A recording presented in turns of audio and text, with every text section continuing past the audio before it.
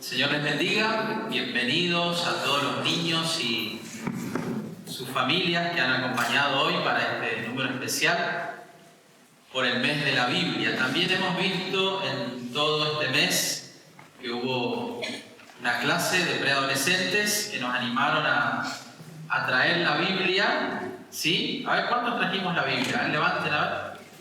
¡Qué bueno! Un hermoso promedio, ¿eh? Felicitaciones. Sé que tenemos el recurso del celular, todo está buenísimo, pero no hay como la Biblia. No hay como la Biblia donde podemos marcar, podemos leer, podemos recordar visualmente dónde estudiamos un versículo. Tiene muchísimas más ventajas, ¿sí? Aunque el celular también tiene las suyas, pero usemos lo más posible nuestras Biblias. Y los que se han sacado una foto han salido hermosos, ahí estuvimos viendo los videos también. Así que muchas gracias por esta iniciativa, a esta clase. Estaba pensando que estamos muy avanzados en lo que va de este año y que todavía, a pesar de que hemos tenido muchas y lindas actividades en este año, nos quedan algunos desafíos por delante, para los cuales queremos ir anunciando de a poco y prepararnos también. Desde ya vamos a ir repitiendo luego. Vamos a tener la visita del pastor Pablo Leuchuk, él es pastor de Villa Ballester, junto con el pastor Rubén Ziegler también.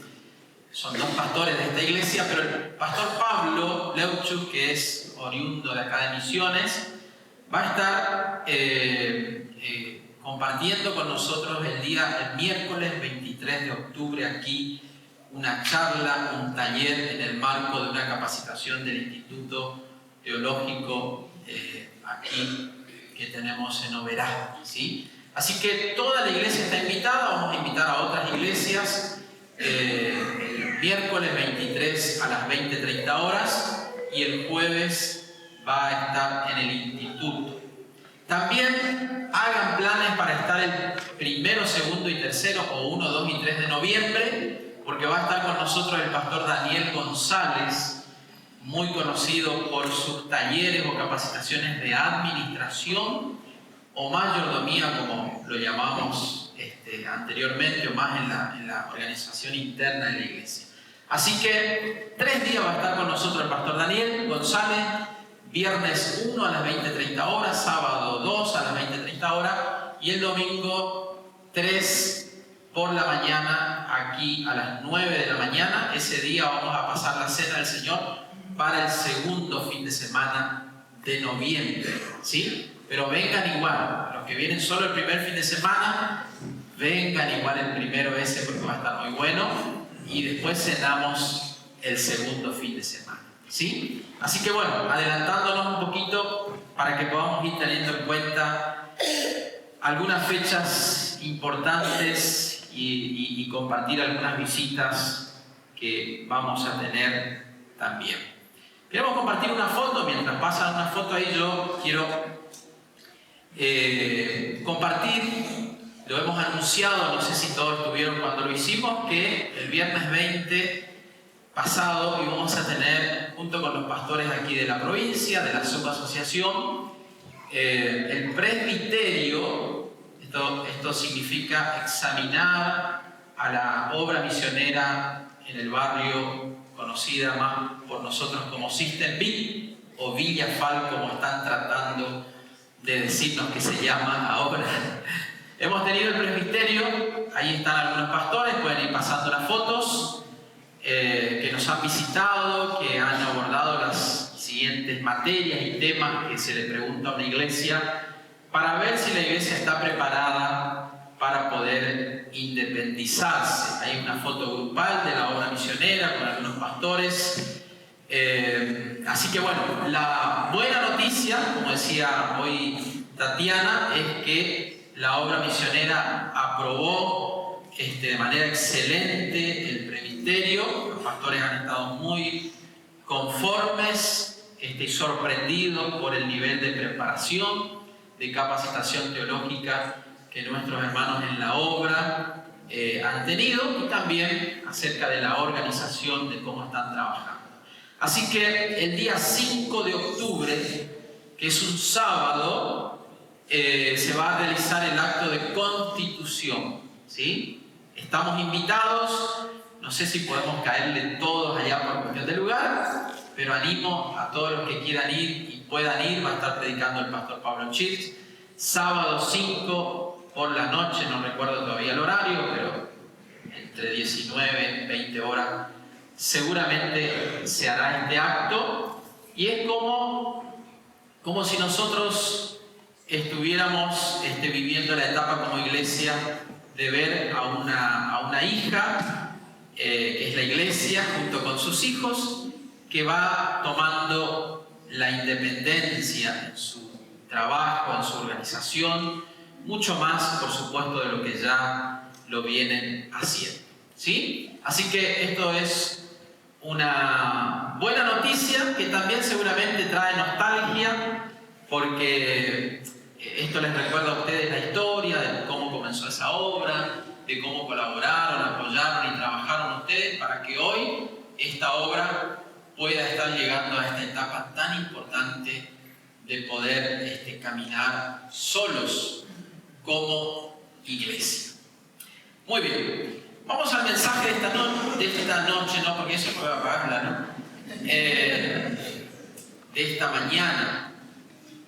Prendemos la luz de vuelta. Y hoy nos toca, yo no voy a leer todo el relato, pero quiero que ustedes ubiquen allí en su Biblia, vamos a ir leyendo algunos versículos, en Lucas capítulo 15, versículos 11 al 32, donde Jesús está culminando una serie de 3 parábolas muy conocidas. Las 3 parábolas, ¿sí?, fueron en respuesta a los escribas y fariseos que se sorprendían de que Jesús comiera o compartiera con algunas personas que no eran muy bien vistas por la sociedad. Entonces, en respuesta a ellos, Jesús cuenta la parábola de la oveja perdida, Jesús cuenta la parábola de la moneda perdida, que la hemos visto en meses anteriores, y ahora va a contar, o vamos a ver en esta mañana, la parábola del hijo pródigo o del hijo perdido, si queremos seguir el hilo de las otras 2 parábolas anteriores. En las 2 parábolas anteriores, Jesús muestra la preocupación de Él, la preocupación de Dios por aquellos que están en una condición, podemos decirlo así, de perdidos, o que necesitan ser encontrados por el amor de Dios. Por un lado la preocupación, y por otro lado ambas parábolas, tanto de la oveja perdida como de la moneda perdida, culminan hablando del gozo que hay en el cielo, el gozo que se produce en la tierra también entre las vecinas de la mujer que encontró la moneda, ¿sí?, por haber encontrado aquello que se había perdido, ¿sí?, el gozo que le produce a Dios, el gozo que hay en los cielos cuando se puede hallar a una persona que se encontraba perdida.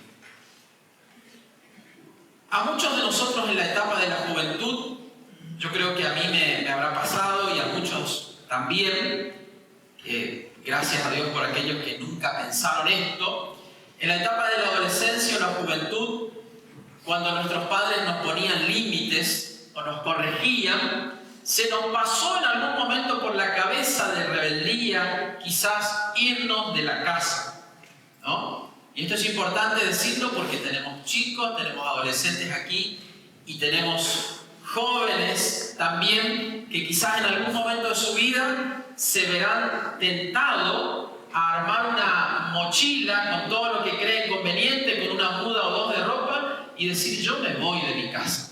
Porque acá siempre me dicen que hay que limpiar, que hay que lavar, que hay que mantener todo ordenado, que hay que cumplir los horarios, y yo quiero tener más libertad. Y entonces muchos quedamos en el intento. Cuando pensamos eso, muchos lo probaron por algunos días, meses o años, Pero en todas esas experiencias, todos han llegado a la conclusión que no hay nada mejor que estar en casa, que no hay nada mejor que volver a la casa, al abrigo de la casa y al amor también de los padres. Nuestra historia de hoy es muy conocida, queremos recordarla, se la conoce como la historia del hijo pródigo. El término pródigo se refiere a una persona irreflexiva, extravagante y que gasta su dinero de manera fastuosa. Esto significa en lujos, en las cosas que se creen magníficas o que son dignas de verse. Esto significa una persona pródiga. No es solamente alguien que está perdido, sino es alguien que tiene la iniciativa de experimentar o de ver o de redescubrir el mundo para poder vivirlo y para poder gastar sus energías y sus recursos en aquello que él cree que es lo más importante. En esta historia muy conocida, por eso no quiero leerla toda, del hijo pródigo o del hijo perdido, cuenta la historia, por supuesto, donde uno de los hijos de esta casa, donde los actores principales es el hijo perdido, el hijo pródigo, su padre, y también tiene otro hermano mayor, que son los tres actores principales de esta historia, o actores que Jesús nos menciona en esta parábola, ¿sí? En esta historia, el hijo perdido o el hijo pródigo representa a los pecadores y publicanos con los cuales Jesús comía o compartía. El padre representa a Dios, a nuestro Dios y Padre, y el hijo mayor se representa en esta historia a los escribas y fariseos con quienes Jesús tiene este intercambio y esta charla y cuenta estas tres parábolas en respuesta a lo que ellos estaban pensando acerca de Jesús. Lo primero que quiero pensar con ustedes es por qué será que este hijo pidió la herencia y le dijo: papá, quiero la herencia que me corresponde, que debía, en términos normales, esperar a que su padre falleciera, ¿sí? Pero él se adelanta y dice: yo quiero la herencia. Entonces el padre le concede la herencia, no sé cómo hace, si vende todo y junta todo el dinero, ¿sí? Vemos a un hombre que tenía campo, que tenía trabajadores, que tenía seguramente animales, y le da la herencia a este hijo, y este hijo decide irse, dice el texto, a una provincia lejana. Lo podemos encontrar desde allí en los primeros versículos de Lucas capítulo 15, del versículo 11 hasta el 16. Hasta el versículo 16 cuenta la decisión que toma este muchacho de tomar la herencia, de irse a una provincia más lejana, y nos surge la pregunta: ¿por qué se fue? Quizás, como dijimos hoy, porque no aguantaba las reglas de la casa de su padre, el orden, el trabajo, el servicio, o quizás porque quería experimentar lo que alguna vez escuchó de alguien o de algunos, que en otra provincia había cosas llamativas, cosas lindas, y había mucha diversión, y que si uno tenía dinero, uno podía pasarla muy bien. Quizás fue una de estas dos opciones en la que nosotros podemos entrar un poco en la historia e imaginarnos la cabeza de este muchacho que pidió la herencia y que dice el pasaje que nosotros leímos que se fue. El versículo 13 dice de Lucas 15: no muchos días después, juntándolo todo, el hijo menor se fue lejos a una provincia apartada y allí desperdició sus bienes viviendo perdidamente. versículo 13. Ese versículo nos ilustra, ¿sí? Es como el pasaje central desde el versículo 11 hasta el 16. Se fue a otra provincia y allí vivió de una manera desordenada, de una manera perdida. Lo cierto es que tenemos que decir que tomó una decisión errada, no solo para tristeza de su familia, de sus padres, como volvería a pasar si se repite una situación similar. No es una situación que alegra a los padres, sino todo lo contrario, causa mucha tristeza, como por ejemplo en esta historia, ¿sí? Y además de causar la tristeza a sus padres, también él desobedeció a uno de los mandamientos principales en las Escrituras, que lo tenemos en los 10 mandamientos, que dice: honra a tus padres, honra a tu padre y a tu madre para que te vaya bien, para que seas bendecido y vivas una larga vida. Bueno, este muchacho estaba pasando por alto a este mandamiento principal. Muchas personas se alejan de Dios, de nuestro Dios a quien conocemos, de nuestro Padre.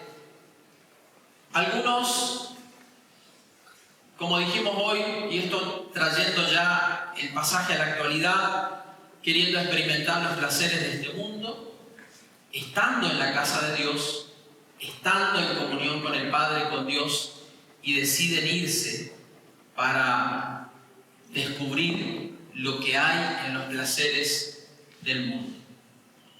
Muchos se alejan también del Padre, de Dios, de la casa de Dios, podemos decir nosotros, de la iglesia de Dios, de la iglesia de Cristo, porque no están dispuestos a respetar el orden, el servicio, las reglas que a veces hay en la casa. Vivimos un tiempo donde no debemos confundir la libertad, ¿sí?, que el Señor nos da, la libertad que tenemos, como hoy oramos, de tener un culto como este, por ejemplo, pero no debemos perder de vista que la casa de Dios, que la iglesia de Cristo, tiene un orden, tiene sus reglas, tiene su organización, y muchas personas confunden eso con la libertad que pensamos que podemos tener y no estamos dispuestos a someternos a ninguna regla. Entonces las personas se van para buscar una aparente libertad que finalmente luego los esclaviza y los desilusiona mucho peor, o los desilusiona más. Recuerdo hace muchos años, hablando de la iglesia, alguien me dice: pastor, yo quiero ser como un pajarito, yo quiero tener libertad, yo quiero volar, dice. Y me dio a entender que no hacía falta congregarse, por ejemplo, como muchos hoy entienden la libertad que podemos tener, pero que no hace falta. No hace falta ir a la iglesia, no hace falta compartir esto hermoso que hemos compartido en esta mañana, ver a los niños, ver a las familias, orar juntos, cantar juntos, recordar un himno antiguo, cantar una canción nueva, escuchar la palabra, saludarnos, darnos un apretón de mano, un abrazo, un beso. Tantas cosas lindas que vivimos y que son necesarias para la vida de la iglesia, pero hay algunas personas como esta que me dijo: pastor, yo quiero ser libre como un pájaro. Entonces yo le dije: vuela alto, tenés la libertad de hacerlo. Muchas personas toman la decisión de irse de la casa del Padre, ilustrando la historia de esta mañana, porque están aparentemente cansadas de las reglas de su Padre. Pero el texto nos muestra que sigue siendo una decisión equivocada.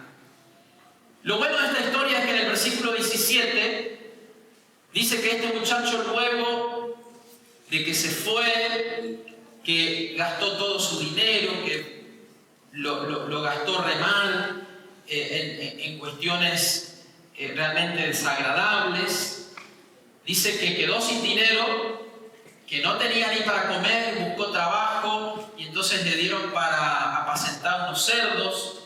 Esto era un trabajo de los más bajos que se podía tener en cuenta, más para un judío, ¿sí?, que tenía a este animal como un animal inmundo. O sea que cayó muy bajo, ¿sí?, en esta situación y por la cultura.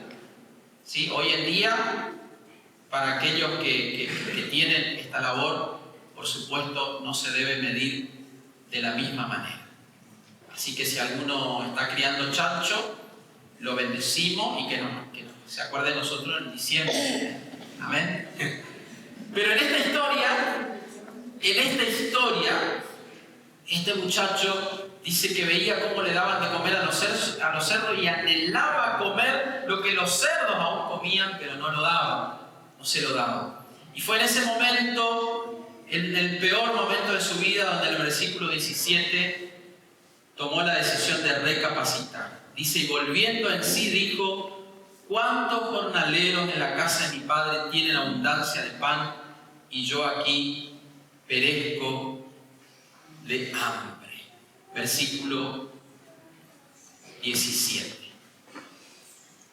Jesús continuó contando que a pesar de la decisión tan desacertada que tomó el hijo menor, cuando todo le fue mal, recapacitó, reflexionó, volviendo en sí, dice la versión Reina Valera, volviendo en sí, pensando bien. Dijimos que el hijo pródigo, o la palabra pródigo, significa algo que toma una decisión arrebatada, sin reflexionar, irreflexiva, sin pensar, sin calcular el costo o las consecuencias.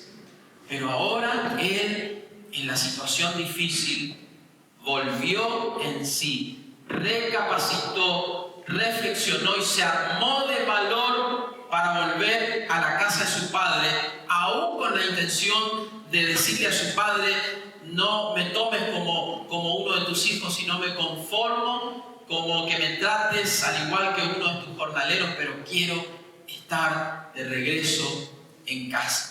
Esto fue lo que pensó este muchacho. Y en esta parte de la historia tenemos que remarcar, antes de poder ver la actitud del padre, la función importante que cumple el arrepentimiento en esta historia y en toda la Biblia. Este muchacho se arrepintió, cuando dice volviendo en sí, pensando bien, se arrepintió de la decisión que había tomado, se arrepintió de haber pedido la herencia, se arrepintió de haber gastado toda la herencia, se arrepintió de no haber escuchado los consejos de los padres. Y entonces es allí cuando decide volver. El arrepentimiento, no solamente en esta historia, sino en toda la Biblia, es el primer paso que una persona debe dar para que se le abran las puertas hacia el camino a la casa donde Dios nos extiende sus brazos para salvarnos por medio del Señor Jesucristo. Juan el Bautista habló del arrepentimiento. Arrepiéntanse porque el reino de los cielos está cerca. Juan el Bautista preparó el camino para Jesús y llamó a la gente al arrepentimiento de sus pecados. Jesús, cuando vino, hizo un llamado al arrepentimiento también a las personas. Arrepentíos, arrepiéntanse cada uno de ustedes, dice el Nuevo Testamento, para el perdón de los pecados, y que nos bauticemos y que podamos identificarnos con la muerte y con la resurrección del Señor Jesucristo. En toda la Biblia, cuando alguien se arrepiente, ¿sí?, pudo ver los brazos abiertos de parte de Dios. Y hermanos y amigos, en esta mañana y cada vez que tenemos que hablar del arrepentimiento, esto sigue siendo igual. Cuando nos arrepentimos, cuando decimos hasta este momento de mi vida estoy viviendo de esta manera, pero quiero cambiar y quiero que el Señor Jesucristo pueda cambiar mi vida y me arrepiento y tomo la decisión y voy al frente, para adelante, al encuentro con el Señor, encontraré el perdón, encontraré los brazos abiertos, encontraré las puertas abiertas de parte del Señor. También si nos hemos ido, también si sentimos que por cualquiera sea el motivo nos fuimos de la casa del Padre, nos fuimos de los brazos de Dios, quizás hoy sea la oportunidad para arrepentirnos de habernos ido y de volver a experimentar el amor en toda su plenitud de parte de Dios. En tercer lugar, vamos a hablar de la decisión del Padre, de la actitud de este Padre, que dice el versículo 20 de Lucas 15, y levantándose vino a su padre, hablando del muchacho, del hijo menor, y cuando aún estaba lejos lo vio su padre, y fue movido a misericordia, y corrió y se echó sobre su cuello y lo besó. Lucas 15, versículo 20. Había leído antes, uno siempre preparando mensajes y predicaciones, cada tanto uno lee cosas así como este es el versículo, uno de los más lindos de la Biblia. Bueno, yo hoy, en esta mañana digo, este es uno de los versículos más lindos de la Biblia, junto con otros, porque nos revela el corazón de Dios, nos habla, como pocos versículos en la Biblia, del amor tan grande que Dios nos tiene. Este pasaje revela de manera tan clara lo que hizo su padre al ver que su hijo estaba regresando. Ese hijo que no lo pudo ver por mucho tiempo, que no dice bien la historia cuánto tiempo, podemos imaginarnos. Pueden ser meses, pueden ser semanas, yo creo que depende de cuánto era la herencia. Pudieron haber sido años. Pero este padre tenía o estaba en todo su derecho de recibir a su hijo de otra manera, con toda severidad, diciéndole, esperándole en la puerta de su casa o en el portón de su casa, y quizás decirle, por fin viniste. Yo sabía que un día ibas a regresar acá arrepentido. Pero no fue esta la actitud de este padre, sino que el pasaje nos muestra que salió a su encuentro. Nos muestra el pasaje todo lo contrario. Cuando lo vio de lejos, salió corriendo a buscarlo y a encontrarlo. El comentarista William MacDonald dice este es probablemente el único versículo de la Biblia donde el apresuramiento de Dios se emplea en buen sentido. Me costó mucho interpretar esta frase y la vuelvo a leer. Este es probablemente el único versículo de la Biblia donde el apresuramiento de Dios se emplea en un buen sentido. Claro, cuando vemos otras historias y otros pasajes de la Biblia, siempre vemos a Dios templado, prudente. ¿Sí? Cuando murió Lázaro todos estaban desesperados y apurados, pero Jesús dice, tranquilos, Lázaro Está dormido.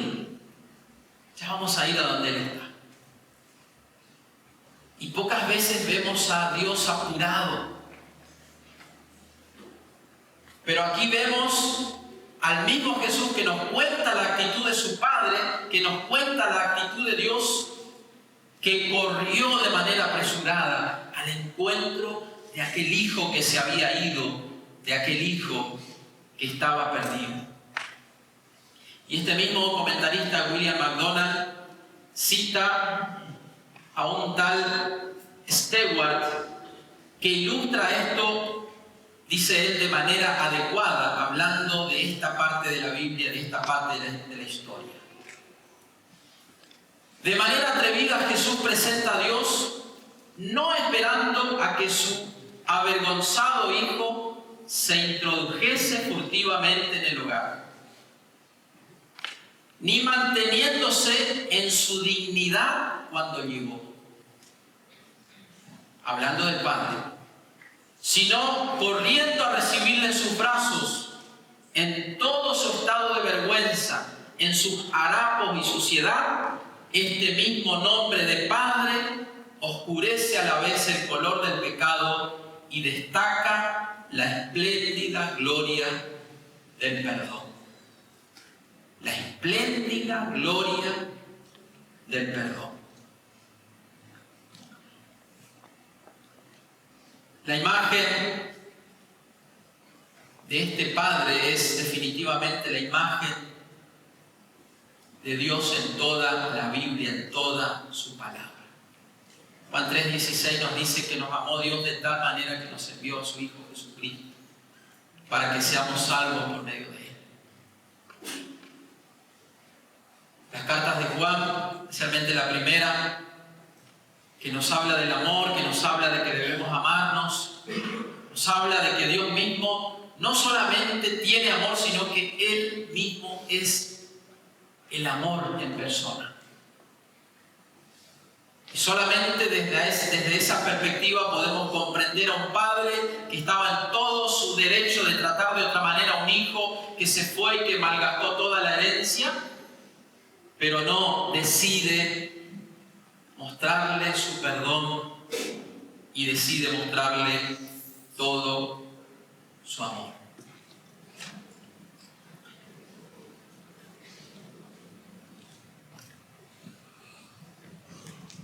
También en la historia, en el versículo 28, muy pocas veces hablamos del hermano mayor. ¿Por qué? Porque el protagonista, todas las luces, todas las cámaras se lleva el hijo que se fue y por supuesto el padre y la forma en que lo recibe. Cuando el padre lo recibe y cuando finalmente este hijo vuelve a la casa, la emoción de este padre hace que llame a sus siervos, a sus empleados y le dice: vayan y maten un cordero, un becerro, el que ustedes vean, el más rico, el más gordo. Ese traiga, vamos a hacer una fiesta. Y hay que cambiarle de ropa y hay que ponerle un anillo. Y hay que celebrar este día. Imagínense ese padre que derramó lágrimas tantas noches por su hijo. Ese padre que habrá rogado y clamado a Dios tantas veces sin saber dónde estaba su hijo. ¿Cómo no hacer una fiesta? ¿Cómo no celebrar? El padre estaba desbordado de alegría, pero el versículo 28 dice que el hijo mayor estaba en el campo y cuando regresa no entendía nada porque no se enteró que había una fiesta. Y dice, entonces se enojó y no quería entrar y salió por tanto su padre y le rogaba que entrase. Preguntó a algunos qué estaba pasando y le dijeron, tu hermano más chico volvió. Y él se enojó. Se enojó por esto. Y se quedó así, de brazos cruzados. fuera de la casa. Y estaba malo, y estaba con celos, y estaba con ira. En esta historia, tan pero tan conocida, dijimos que los principales personajes son otros. Pero nos olvidamos del hermano mayor, que por su actitud, escuchen bien, por su actitud demostró que también estaba perdido.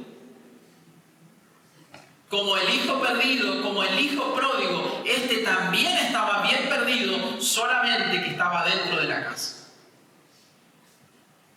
Quizás para nosotros sea un poco incómodo, para mí es abordarlo incómodo, para ustedes es difícil escucharlo, hablar de la actitud de este hijo, del rol, del papel que cumple en esta historia, pareciera secundario, pero cuando recordamos la razón por la que Jesús cuenta las parábolas, las 3 parábolas, entonces nosotros nos damos cuenta que debemos prestarle especial atención al hijo que estuvo siempre en la casa. El hermano mayor representa a los escribas y fariseos, quienes desde su perspectiva, desde su mirada, por supuesto, siempre estuvieron en la casa del Padre. Obedecieron los mandamientos, cumplieron las reglas. Desde su perspectiva ellos fueron fieles y sirvieron a Dios y hacían las cosas bien y cumplían con todos los ritos. Ellos entendían que eran un pueblo especial para Dios y ellos pensaban que Dios debía matar el becerro más gordo para que ellos pudieran celebrar, para que ellos pudieran ser recompensados. El hijo mayor se llenó de celo y de ira, rehusó participar en el gozo de su padre, y un autor de apellido Darby lo expresó bien diciendo: allí donde está la dicha de Dios no puede entrar el fariseísmo. La pretensión de justicia propia no puede entrar. Si Dios es bueno con el pecador, ¿de qué sirve mi justicia? Expresa este autor. Si Dios es bueno con el pecador, ¿de qué sirve mi justicia? La justicia que estaban pretendiendo aplicar los escribas y fariseos para con las personas que Jesús estaba compartiendo y estaba comiendo y estaba conversando y estaba tratándolos. Hermanos, esto es muy fuerte y Jesús nos deja una advertencia a la iglesia para que nos podamos hacer la pregunta: ¿qué decisión tomamos nosotros cuando Dios está obrando en personas que desde nuestra perspectiva no son dignas del Evangelio? ¿Qué decisión tomamos nosotros? ¿Qué actitud tomamos nosotros? Que podríamos ser en esta parábola los hermanos mayores cuando Dios está corriendo a abrazar y a salvar a alguien que no huele bien, que no tiene una ropa como nosotros, que no tiene una vida como la que nosotros pensamos que debe tener, pero Dios está yendo a su encuentro. ¿Cuál es nuestra actitud? ¿Qué vamos a hacer? ¿Vamos a acompañar a Dios? ¿Vamos a alegrarnos con el Señor? ¿Vamos a celebrar? ¿O yo o ustedes podemos ser tentados a decir: nosotros somos únicos y no quisiéramos que otros nos incomoden, no quisiéramos que otros alcancen también el amor y el perdón de Dios, porque perdemos nuestra identidad, porque perdemos nuestro reconocimiento, porque perdemos nuestro lugar? Y esto nos puede pasar cuando en nuestra propia iglesia vemos que otros están creciendo, vemos que otros están aprendiendo, se están levantando, están sirviendo, vemos caras nuevas. Y yo puedo sentirme incómodo porque puedo decir: ya no tengo el lugar que tenía antes. Y me puedo enojar y me puedo llenar de ira. y puedo tomar la actitud parecida a este hijo mayor. Pero especialmente la advertencia es que cuando el Señor está obrando en personas que no son bien vistas por la sociedad, y el Señor nos quiere traer a su casa, ¿qué vamos a hacer nosotros? ¿Qué actitud vamos a tomar? El hijo mayor había cumplido seguramente con todas las cosas que su padre esperaba de él, desde la fidelidad y la obediencia. Pero este hijo estaba muy lejos de conocer cómo latía el corazón de su padre por el hijo que se había perdido. Y hermanos, es algo que no debemos perder nosotros. Poder tener una comunión que crece y que madura con el Señor para entender el corazón de Dios, para entender dónde Dios está obrando, hacia dónde Dios está mirando, para unirnos con Él, para llorar con Él y para celebrar con Él, pero estar cerca de Dios. Este hijo, estando en la casa, dio pruebas de que estaba muy lejos, de que tenía mucho rencor, de que tenía mucho odio, especialmente hacia su hermano que se fue. Y una de las pruebas es que el versículo 30, cuando habla con su padre, no dice mi hermano, sino dice tu hijo. Qué tremendo. No sé si alguna vez se pusieron a ver esta expresión en la parábola. Jesús dice, el hijo mayor, hablando de su hermano a su padre, dice, tu hijo.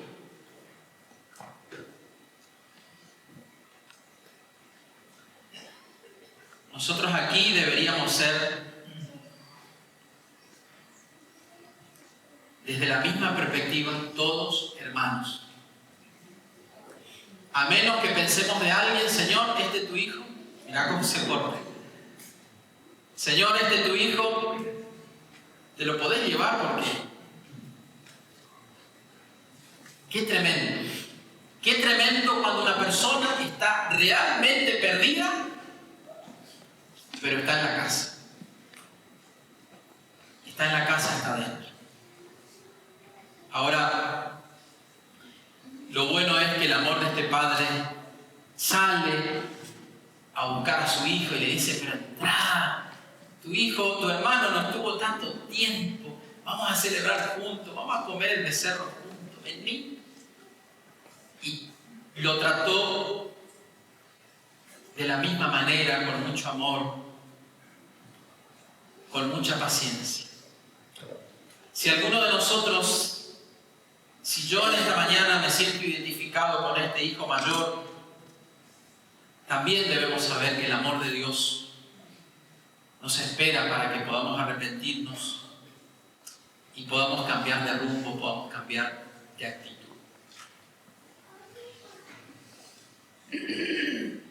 Para terminar, acentuando el amor de Dios en esta mañana, quiero contarles una historia que la tuvimos que transcribir. Agradezco a quien me hizo este trabajo, que se puede encontrar en las redes sociales o en internet, solamente en video. Pero es una historia que me conmovió mucho y espero que a ustedes también. Se llama la historia de el árbol del pañuelo blanco. Ella tenía 19 años y un día el papá le dijo en su arrebato, si usted queda embarazada, la cuelgo, la mato. Era su única hija. Y todos nosotros sabemos que cuando hay una única hija o un único hijo, es la prioridad, es amada, es mimada. Pero un día se fue con un muchacho en desobediencia, se escapó de su casa al ver que estaba embarazada. Y la historia cuenta que ella, en otro pueblo, este hombre la maltrató al grado que la hizo perder su bebé, la hizo abortar, y no conforme con eso, luego la abandonó y se fue. La muchacha mimada, la que nunca había lavado ni siquiera un pañuelo, ahora tenía que lavar sábanas y ropa de otras familias para poder sustentarse. Tras pasar 3 años, se cansó de sufrir, no hallaba trabajo, al borde de la locura, del suicidio. Un día le ofrecieron un trabajo en Málaga. Era para cuidar a un par de ancianos. La muchacha aceptó el trabajo, le llegó el pasaje, también el dinero para que ella se transportara hacia Málaga para cuidar a estos ancianos. Sin embargo, ella sabía que el tren que la llevaba a Málaga era el mismo tren que pasaba por su casa, donde ella había nacido, donde se había criado, donde había sido muy feliz. Y entonces aprovechó la oportunidad, le escribió una carta para su papá y su mamá y pensó, tal vez con el tiempo ya mis papás piensen diferente y ambos hayan podido olvidar mi vergüenza y mi afrenta, mi deshonra. Y la carta decía lo siguiente: papá, no tengo valor para volver a casa, pero si usted ha podido perdonar mi afrenta, si usted ha podido perdonar mi vergüenza, yo le pido por favor, mañana voy a pasar en el tren a las 10 de la mañana. Es el que pasa frente a la casa, voy rumbo a Málaga. Papá, si usted pudiera perdonarme, como muestra de su perdón, yo le pido que en ese árbol grande de tamarindo haga poner allá en lo alto un pañuelo blanco. Mañana, cuando yo pase en el tren, si veo el pañuelo sabré que me ha perdonado. Me bajaré en la próxima estación y volveré a casa para ser feliz, como lo fui cuando era niña. Pero papá, si no veo el pañuelo, si no hallo el pañuelo, entenderé completamente y pasaré de largo. Al otro día no le tocó el asiento que ella quería, aquel que hubiera permitido ver con facilidad su casa, el árbol o tal vez el pañuelo blanco. Le tocó uno enfrente. Entonces ella se levantó y se acercó a un anciano y le dijo: por favor, para mí es de suma importancia. En un breve momento el tren se va a inclinar un poco hacia la derecha, pero a la mano izquierda hay una casa de 2 pisos. Tiene un patio enorme en el que hay un solo árbol de tamarindo, muy grande. Fíjese cautelosamente si ve un pañuelo blanco. Y el chofer le dice a la muchacha: señorita, tiene que regresar a su asiento. Y ella llorando dijo al anciano: por favor, señor, para mí es de mucha importancia. Fíjese cuidadosamente si ve un pañuelo en el árbol y hágamelo saber. Pero si no ve el pañuelo, hágamelo saber de todas maneras. Ella volvió a su asiento, clavó la cabeza en su rodilla y empezó a llorar. Recordaba lo feliz que había sido y por no haber sabido escuchar el consejo de sus padres a tiempo, ahora estaba sufriendo. De repente el anciano grita: muchacha, tu casa es blanca de 2 pisos, tiene un patio enorme. Yo puedo ver el árbol, es un árbol de tamarindo inmenso, muchacha. Y ella le respondió: dígame por favor, ¿encontró el pañuelo blanco? Y el anciano le respondió: no hay ningún pañuelo blanco, mira, acércate. Y ella dijo: aquel hombre me regaña, el chofer me ordena que me siente. No lo hagas caso, dice el anciano, acércate y mira, no hay ningún pañuelo blanco, muchacha. Muchacha, ven, todo el árbol está forrado de sábanas blancas.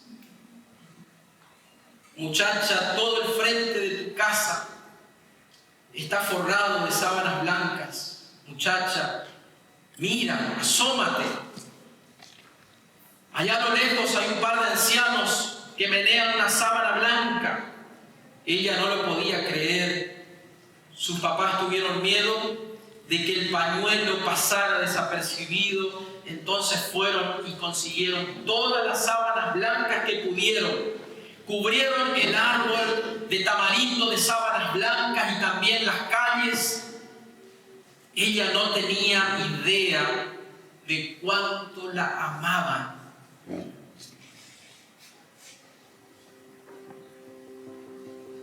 Si en esta mañana podemos entender un poquito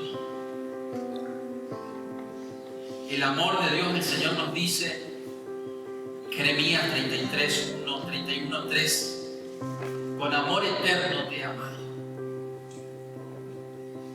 Por eso te sigo tratando con bondad.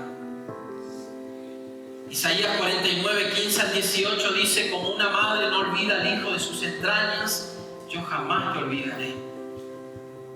Te tengo esculpido en la palma de mi mano. Cada vez que Jesús ve la marca en sus manos de los clavos, piensa en ese amor tan apasionado con el que te amó y nos amó, al punto de entregar su vida por nosotros. Así que en esta mañana, luego de escuchar esta historia, que quizás vamos a relacionar la historia del hijo pródigo con el pañuelo, y que esto nos recuerda esta historia que sucedió en otro lugar allá por España, pero que nos habla del amor, que nos habla del perdón para todos aquellos que necesitamos venir al Señor.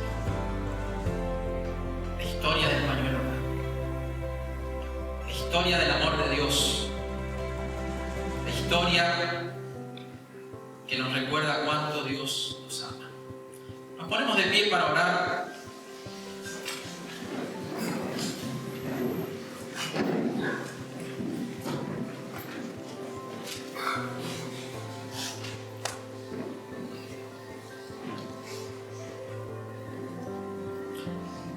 Señor, gracias por tu palabra en esta mañana. Una historia, Señor, muy conocida. Una historia, Señor, que la hemos leído, la hemos escuchado muchas veces. Pero una historia, Señor, que en esta mañana al recordarnos tú, nos vuelves a decir, yo te amo. Yo les amo. Y no importa si alguien está perdido, no importa si alguien se siente que está lejos. Gracias porque nos amas. Gracias porque tus brazos en esta mañana, Señor, están abiertos y tú corres hacia nosotros. Señor, te pedimos perdón porque tantas veces hemos rechazado ese amor. Pero hoy regresamos a ti, hoy volvemos a ti, hoy volvemos a casa, hoy volvemos para disfrutar de la comunión con el Padre. Hoy regresamos para vivir cerca del Padre. Señor, gracias por tu presencia aquí en medio de nosotros. Te ruego, Señor, que si alguien necesita ser sanado, restaurado, que en esta mañana tu amor, ese amor tan grande que no podemos medir, porque es tan ancho, porque es tan profundo, porque es tan alto, que ese amor tuyo nos sane, nos restaure, nos levante y haga de nosotros una persona diferente, para que podamos vivir de una forma diferente. En el nombre de Jesús. Amén.